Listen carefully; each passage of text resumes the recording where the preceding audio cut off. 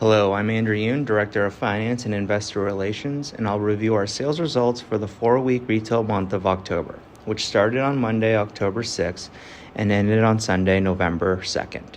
This period is compared to the 4 weeks that began last year on Monday, October 7th, and ended on Sunday, November 3rd. This call will include forward-looking statements within the meaning of the Private Securities Litigation Reform Act of 1995. These statements involve risks and uncertainties that may cause actual events, results, and/or performance to differ materially from those indicated by such statements. The risks and uncertainties include, but are not limited to, those outlined in today's call and sales release, as well as other risks identified from time to time in the company's public statements and reports filed with the SEC. Forward-looking statements speak only as of the date they are made, and the company does not undertake to update them except as required by law. Comparable sales and comparable sales excluding impacts from changes in gasoline prices and foreign exchange are intended as supplemental information and are not a substitute for net sales presented in accordance with U.S. GAAP. As reported in our release, net sales for the month came in at $21.75 billion, an increase of 8.6% from $20.03 billion last year. Reported comparable sales for the month were as follows: U.S. 6.6%, Canada 6.3%, other international 7.2%, total company 6.6%, digitally enabled 16.6%. Comparable sales for the month, excluding the impacts from changes in gasoline prices and foreign exchange, were as follows: U.S. 6.7%, Canada 8.8%, other international 5.1%, total company 6.8%, digitally enabled 16.7%.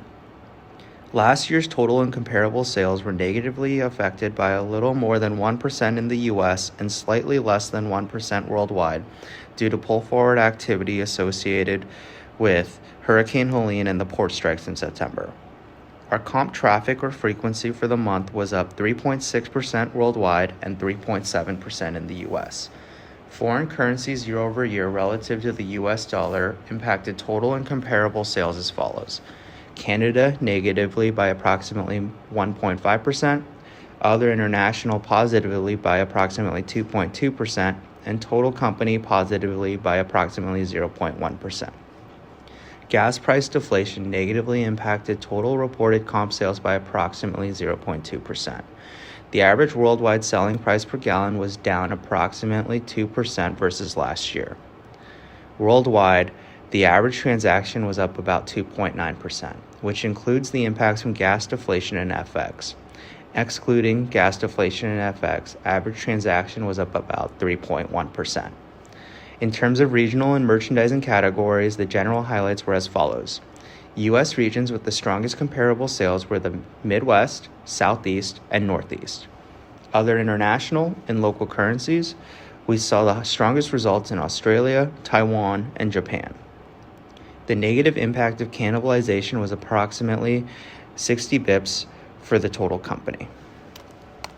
Moving to merchandising highlights, the following comparable sales results by category for the month exclude the impact of foreign exchange.